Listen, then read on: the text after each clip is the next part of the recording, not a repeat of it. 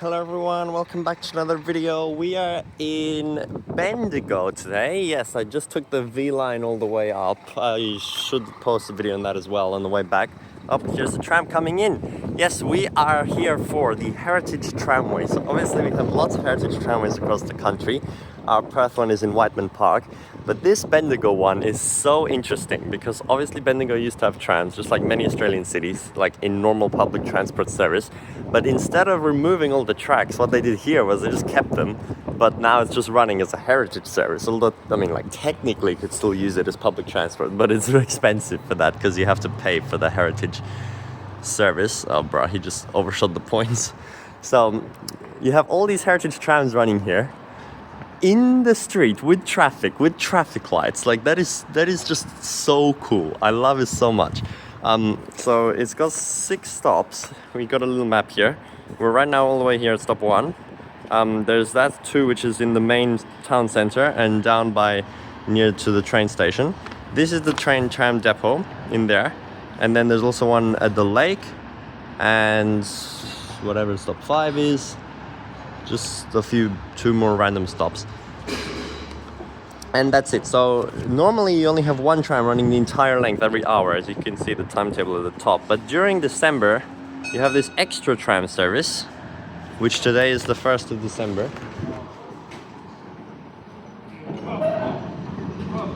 Yeah.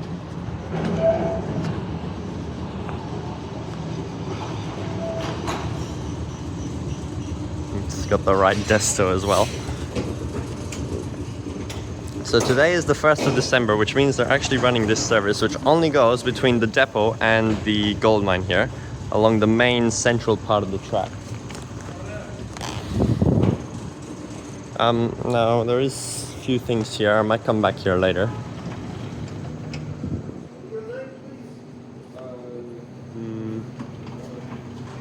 Yeah, we'll probably come back later if I want to, but first we're going to take the all stops normal tram here all the way to the end. And this one right here is the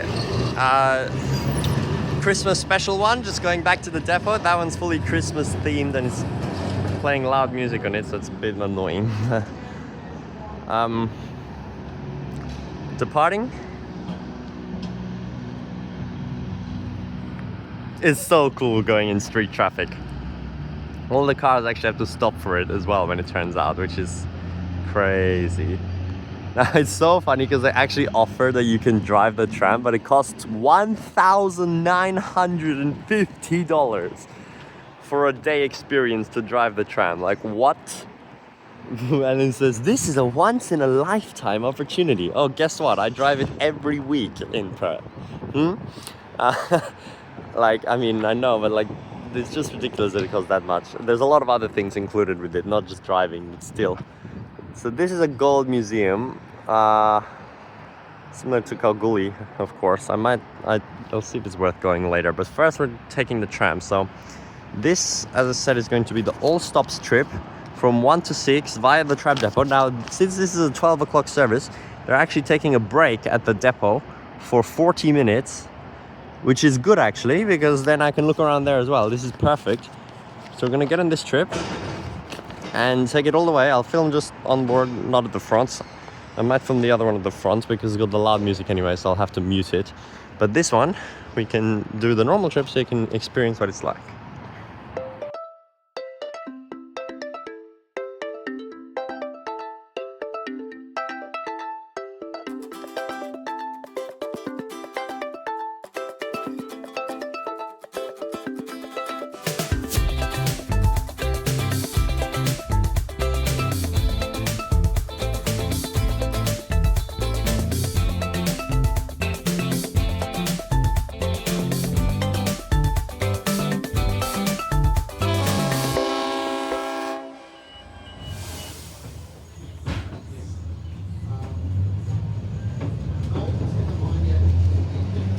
All right, here we go. Just had a nice chat with the crew here about everything.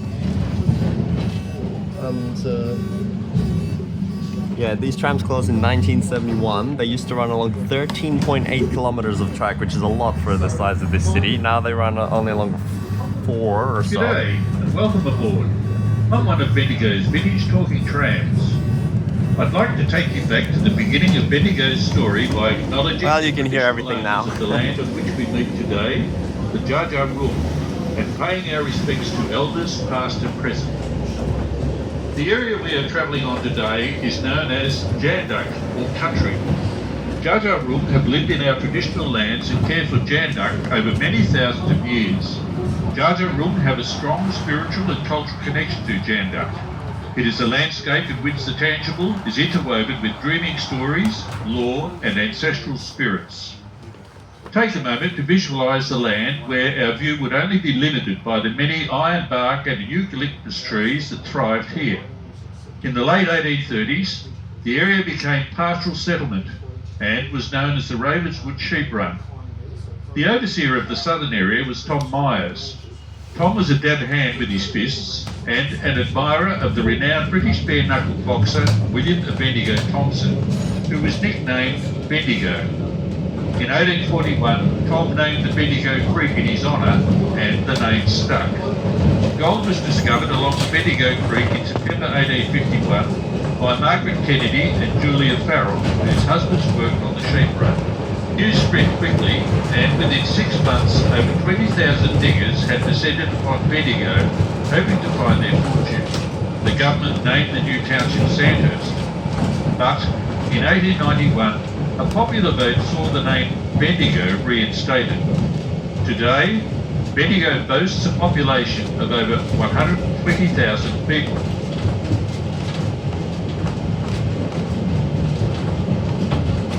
We're now travelling along High Street, the original road from Melbourne to the diggings.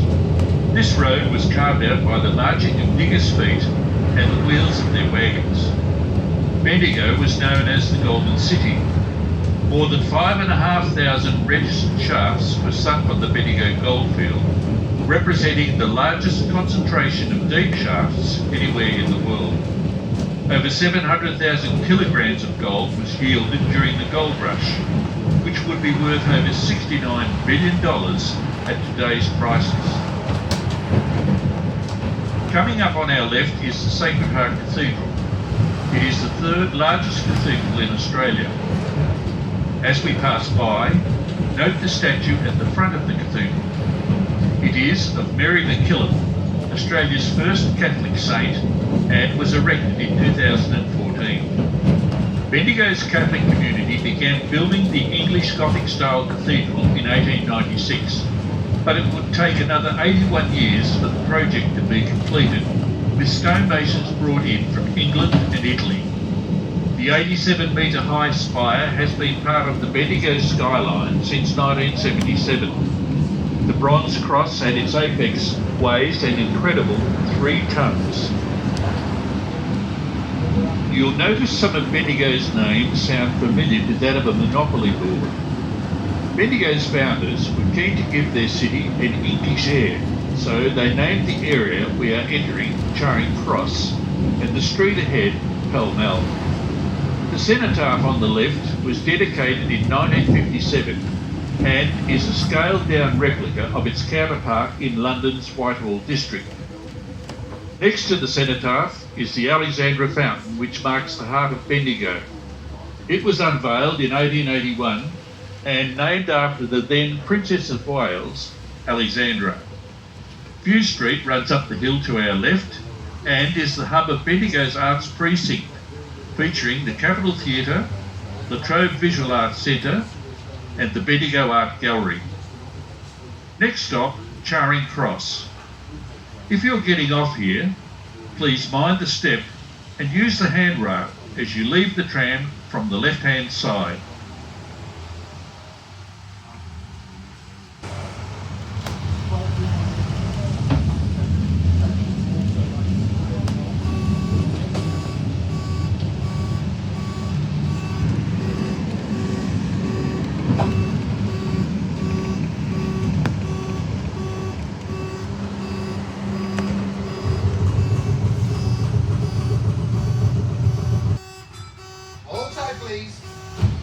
left is Rosalind Park, named after Rosalind from Shakespeare's play As You Like It. The park was opened in 1870. The Soldiers Memorial Hall on your left is built over what was once the main shaft of the Hustlers Royal Reserve gold mine. For decades it thundered away in the city centre, mining the Great Hustlers Reef, one of the richest reefs ever discovered in Australia. Notice the life-size statue of Sir George Lancel holding a lump of quartz in his hand. George Lancel was known as Australia's quartz king, and although he came from humble beginnings, his passion for quartz mining made him Bendigo's richest and most respected citizen during the gold rush years. Notice the building on the left with a clock tower. It was designed by Major George Watson and is an example of Renaissance Revival architecture. Originally built as the Sandhurst Public Offices in 1887, it became the Bendigo Post Office at Federation. Beside it is the former Bendigo Law Courts. Today, this complex operates as the Bendigo Visitor Centre and is home to the Post Office Gallery and Living Arts Space.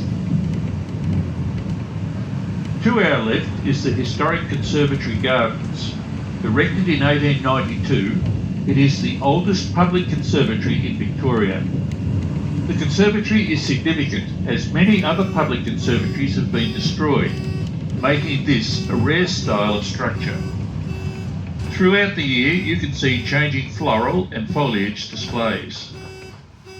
Ahead, you will see the discovery of Gold Monument. This monument was erected in 1901 and depicts Fortuna, the mythical goddess of good luck, dropping a gold nugget into the pan of a Bendigo digger.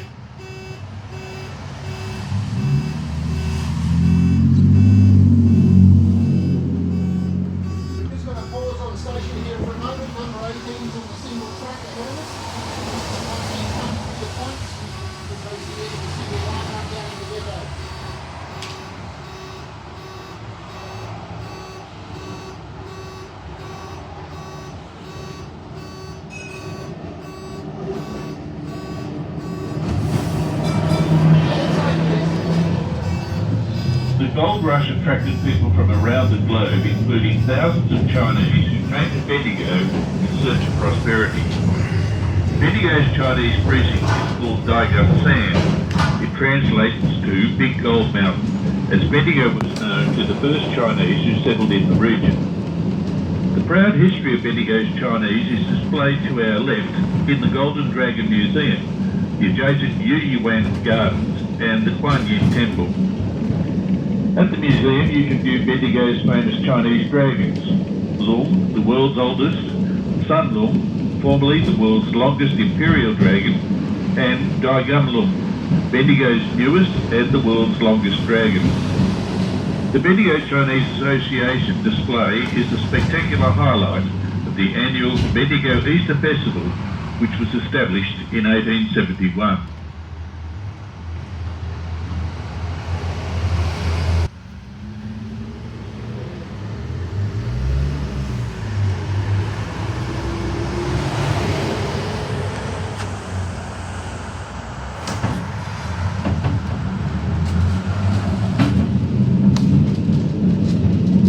We are now passing St Killian's Church. It is one of the largest wooden churches in the Southern Hemisphere and was the fourth church to be built in Bendigo. In the courtyard you will notice the gravestone of its founder, Catholic priest Reverend Dr. Henry Bacchus, a German immigrant. Bendigo boasts a number of significant religious sites, including the Great Stupa of Universal Compassion, located in Myers Flat. It is the largest Buddhist stupa in the Western world and is home to the Jade Buddha for universal peace, the largest Buddha carved from gemstone quality jade in the world. People travelled from all over the world, risking everything to make a living, and, if they were lucky, a fortune from gold mining in Bendigo. The area we're now entering was originally known as Irish Town because of the very large number of Irish diggers camped nearby.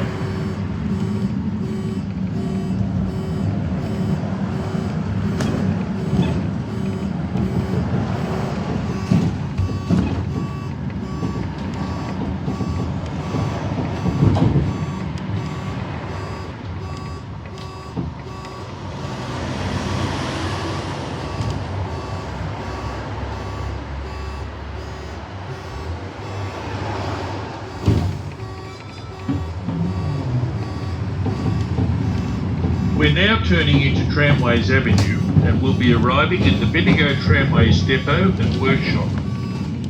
Opened in 1903, it is the oldest operating tram depot in Australia.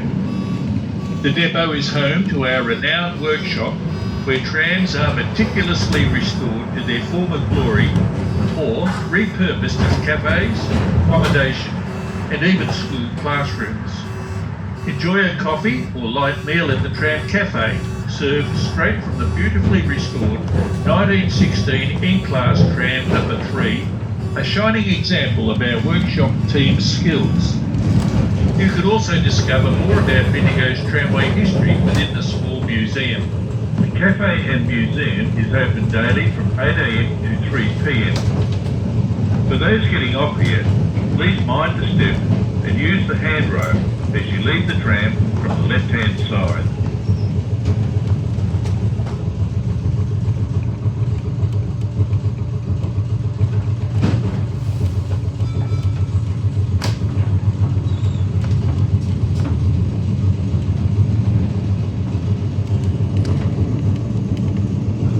And here we are, at the oldest tram depot in the country. And we do have a break here now, so. Welcome. This is very cool. Can you go in there? No. Maybe. There's a small museum. Might go in the cafe. It's really cold. It's literally the first day of summer and it's raining again and freezing. It keeps changing though. Before it was so sunny. Average Victorian weather. Here's the depot. Oldest tram depot in the country. They've got the like 12 operational trams, I heard, so, or usually operating during any given week. That's what we're doing.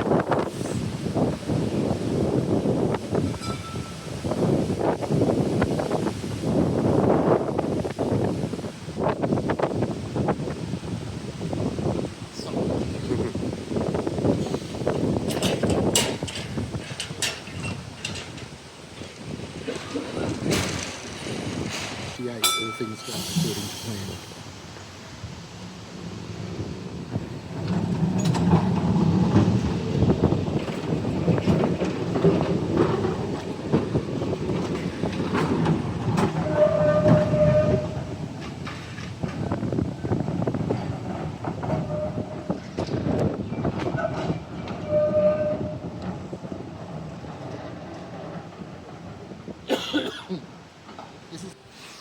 Alright, here's a little museum building.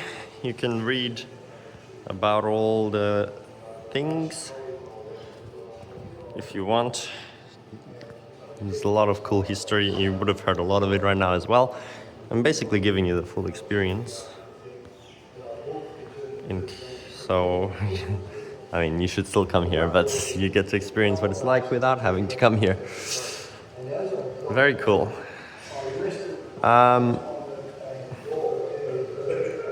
Saving Bendigo's trams. Despite the seemingly practicality of a shift to private buses, the idea of trams did not sit easily with the community.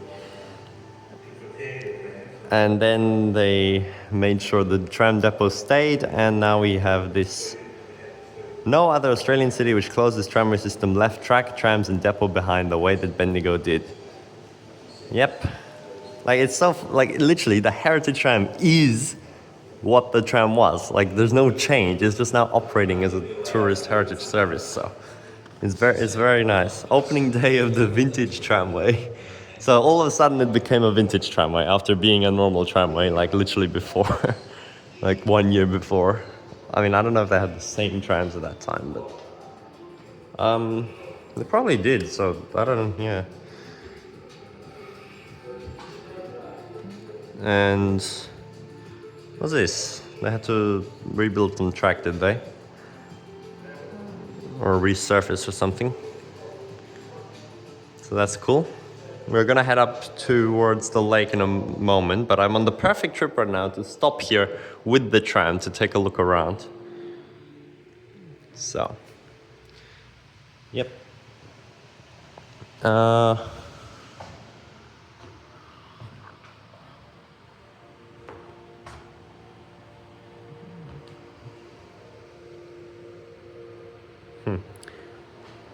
yeah, there's some old videos of the original operation by the looks of it.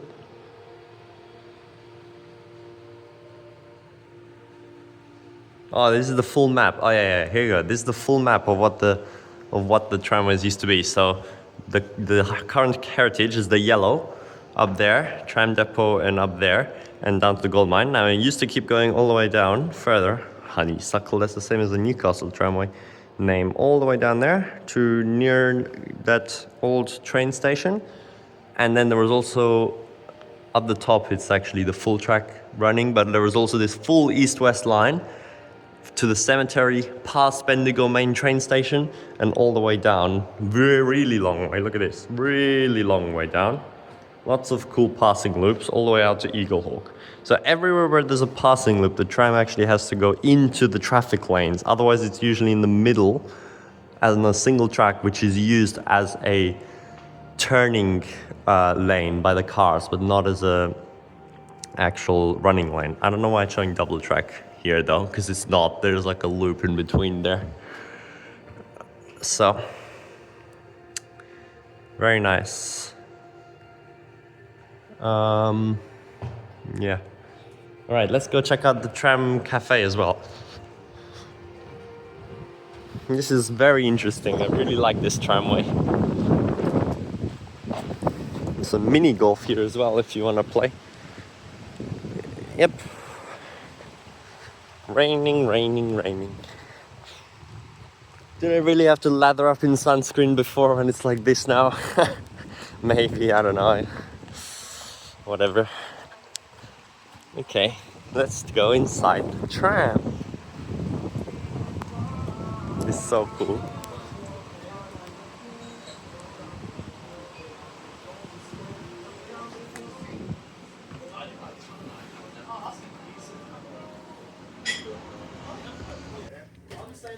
Very nice.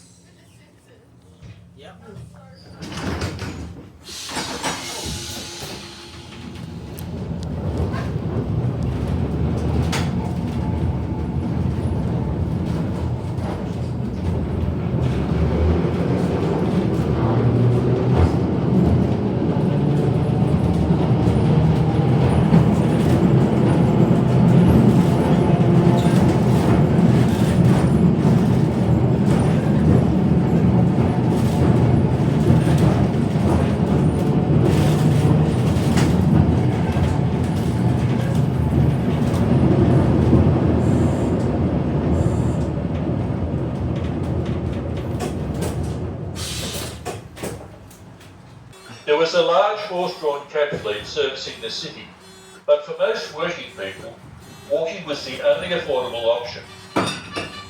Battery trams were introduced in 1890. They were pioneering for their time. The system operated from the railway station out to the borough of Eaglehawk, a total of 6.5 kilometres. It quickly became apparent that batteries were inadequate for Bendigo's hilly terrain, with horses regularly towing the overtaxed trams back to the depot. As a result, the battery company closed after a mere 13 weeks. In 1892, steam trains were introduced. They were a success, and their reliability made them popular with commuters. But the company was hit hard by the economic depression. In 1903, the electric system was introduced and has been running ever since.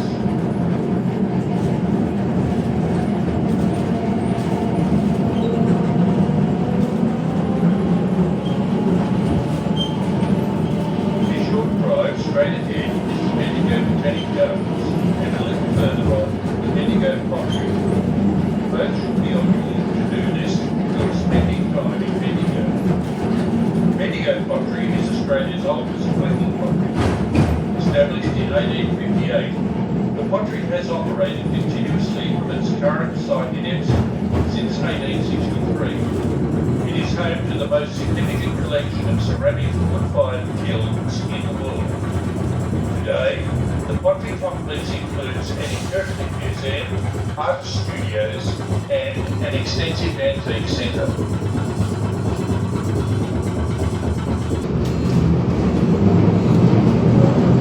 We're about to turn into Golden Street. This section of track was added during World War II to take workers by tram to the Commonwealth factory. World War II reduced the number of men available to work to such an extent that the tramways team offered conductor positions to women. By the end of the war, there were 22 women employed on the trams. However, they had to relinquish their positions when the men returned from the service. Next stop, Lake Maroona. If you're getting off here, please mind the step and use the handrail as you leave the tram from the right-hand side.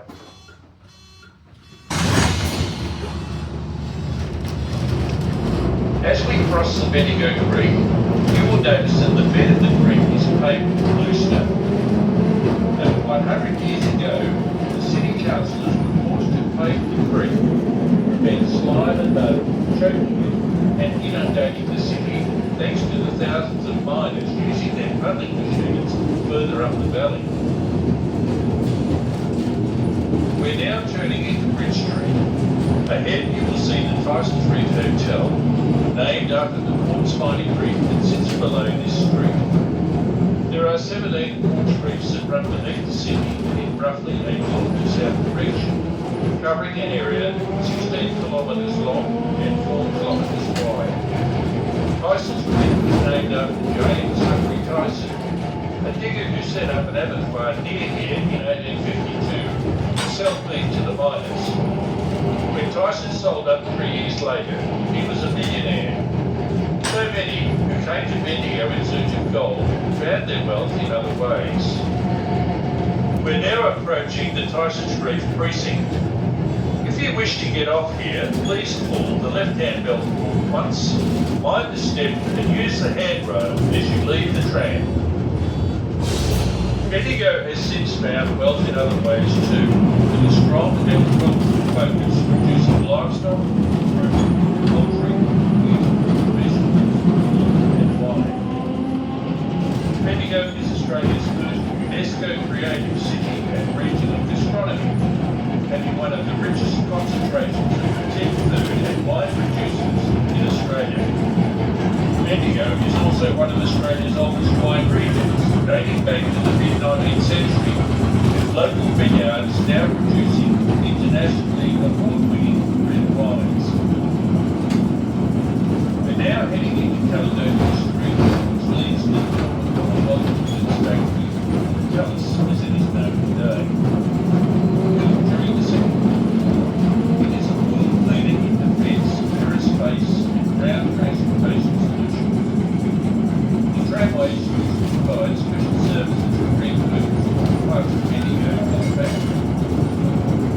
During the war, workers from the sector, all sorts of weapons were manufactured here for the forces in Europe and the Islands. Since the war, the factory has continued its role manufacturing the Bushmaster and armored control and combat support vehicles used in areas of conflict.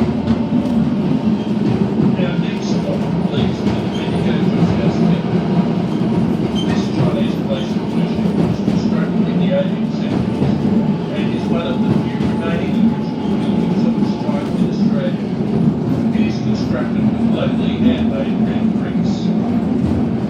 The Joss House remains a place of worship and is regularly visited by worshippers who travel quite some distance to pay their respects to Wan Di, the god of war and prosperity, whom the temple is dedicated. Check with the driver or conductor for the Joss House opening hours. If you are getting off here, please mind the step, use the handrail, and leave the tram from the right-hand side. Alright, this is the other end, the terminus here, which the train line's right here actually for the V line to Swan Hill.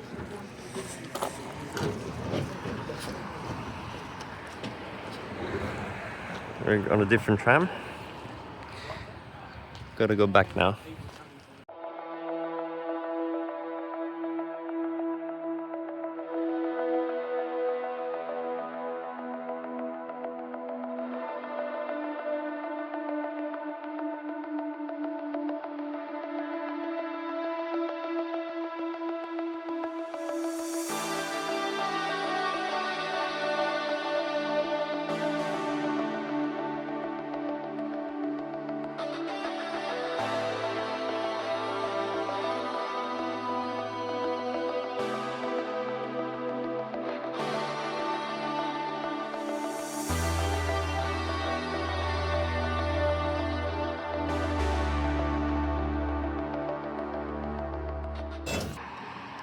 Alright, here's this random middle stop. This one's probably the least interesting of them all. It's just this road intersection. At least there's a nice cafe here, although the tram one's much better.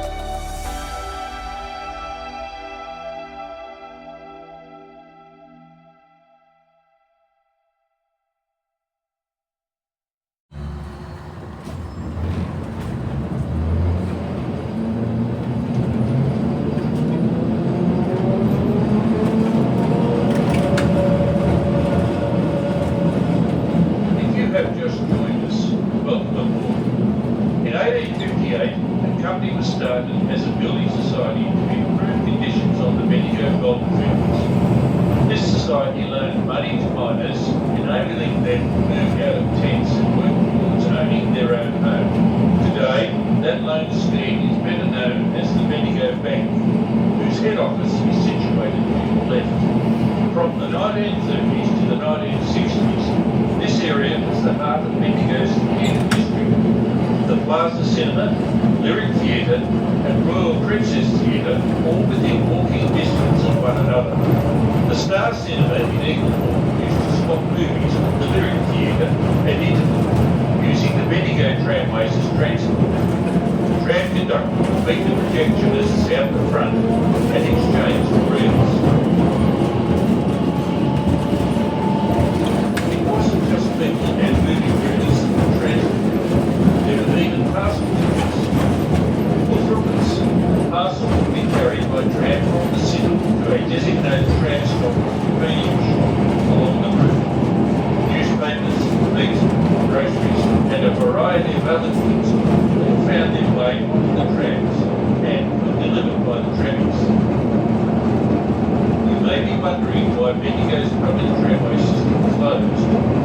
Urban sprawl meant schools and shops were being built away from the city centre, bus services were introduced, and privately owned vehicles became affordable. As much as the community loved the trams, fewer were relying on foot transport and revenue steadily declined. 16th of April 1972 marked the last day of commuter services, with over 20,000 people lining Bendigo streets to bid the trams farewell. The trams were followed back to the depot by a Bendigo train, and marching bands played "Now is the Hour, We Must Say Goodbye."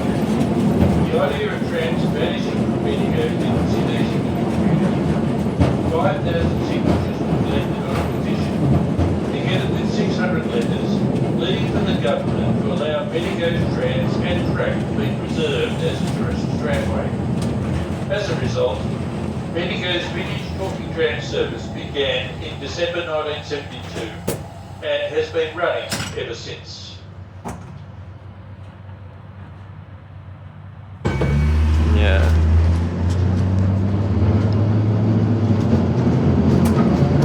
We're nearing Central River Gold Mine, which operated as a commercial mine from 1939 to 1990.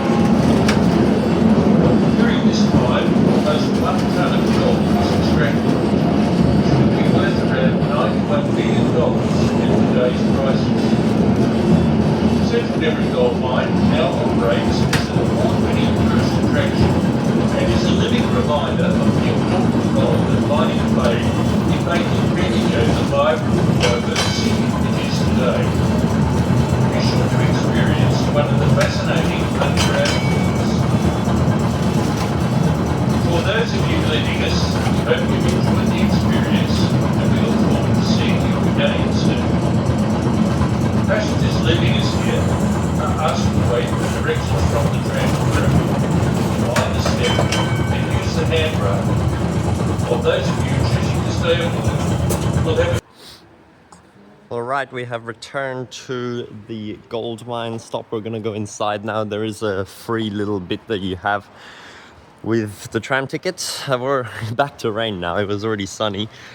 There's also the Christmas tram, so I did ride that from the depot here, although I didn't really film on it because with all the loud music, but I don't know what I'm gonna do with that clip. Anyway, let's just head inside, I guess.